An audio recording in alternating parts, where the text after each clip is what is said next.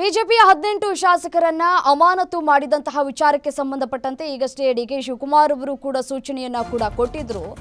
ಇದೀಗ ಬಿಜೆಪಿಯ 18 ಶಾಸಕರ ಅಮಾನತು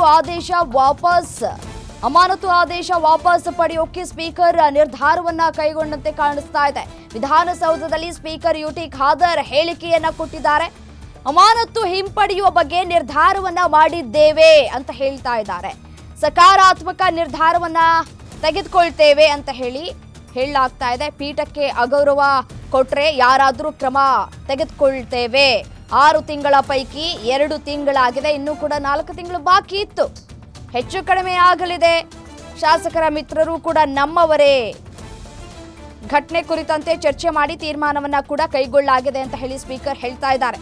ವಿಧಾನಸಭೆಯಲ್ಲಿ ಆದಂತಹ ಕಹಿ ಘಟನೆ ಕುರಿತು ಚರ್ಚೆ ಕೂಡ ಮಾಡಲಾಗಿದೆ. ಈ ಮಧ್ಯೆ ವಿಪಕ್ಷ ನಾಯಕರ ಬೇಡಿಕೆ ಕೂಡ ಇತ್ತು.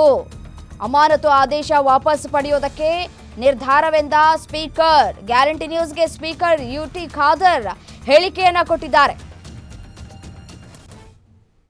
ಸಭೆಯಲ್ಲಿ ಮಾಡ್ತೇವೆ. ಈಗ ಶಾಸಕರು ಮತ್ತು ಸಚಿವರು ಭೇಟಿಗೆ ಬರೋರಿಗೆ ಅವಕಾಶ ಇದೆ. ಖಂಡಿತವಾಗಿ ಎಲ್ಲರಿಗೂ ಅವಕಾಶ ಕೊಡ್ತೇವೆ ಸರ್. ಇವತ್ತು ಸಾಕಷ್ಟು ವಿಧಾನಸಭಾ ಸಭೆಯಲ್ಲಿ ಒಂದು 18 ಶಾಸಕರ ಅಮಾನತು ವಿಚಾರ ಚರ್ಚೆ ಇದೆ.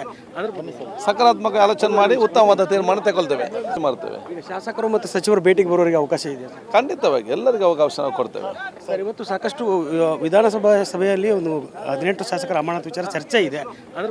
ಸಕಾರಾತ್ಮಕ ಆಲೋಚನೆ ಮಾಡಿ ಉತ್ತಮವಾದ ತೀರ್ಮಾನ ತಗೊಳ್ತೇವೆ ಮಾಡ್ತೇವೆ. ಈಗ ಶಾಸಕರು ಮತ್ತು ಸಚಿವರು ಭೇಟಿಗೆ ಬರೋರಿಗೆ ಅವಕಾಶ ಇದೆ. ಖಂಡಿತವಾಗಿ ಎಲ್ಲರಿಗೂ ಅವಕಾಶ ಕೊಡ್ತೇವೆ ಸರ್. ಇವತ್ತು ಸಾಕಷ್ಟು ವಿಧಾನಸಭಾ ಸಭೆಯಲ್ಲಿ ಒಂದು 18 ಶಾಸಕರ ಅಮಾನತು ವಿಚಾರ ಚರ್ಚೆ ಇದೆ. ಸಕಾರಾತ್ಮಕ ಆಲೋಚನೆ ಮಾಡಿ ಉತ್ತಮವಾದ ತೀರ್ಮಾನ ತಗೊಳ್ತೇವೆ ಮಾಡ್ತೇವೆ. ಈಗ ಶಾಸಕರು ಮತ್ತು ಸಚಿವರು ಭೇಟಿಗೆ ಬರೋರಿಗೆ ಅವಕಾಶ ಇದೆ. ಖಂಡಿತವಾಗಿ ಎಲ್ಲರಿಗೂ ಅವಕಾಶ ಕೊಡ್ತೇವೆ ಸರ್. ಇವತ್ತು ಸಾಕಷ್ಟು ವಿಧಾನಸಭಾ ಸಭೆಯಲ್ಲಿ ಒಂದು 18 ಶಾಸಕರ ಅಮಾನತು ವಿಚಾರ ಚರ್ಚೆ ಇದೆ.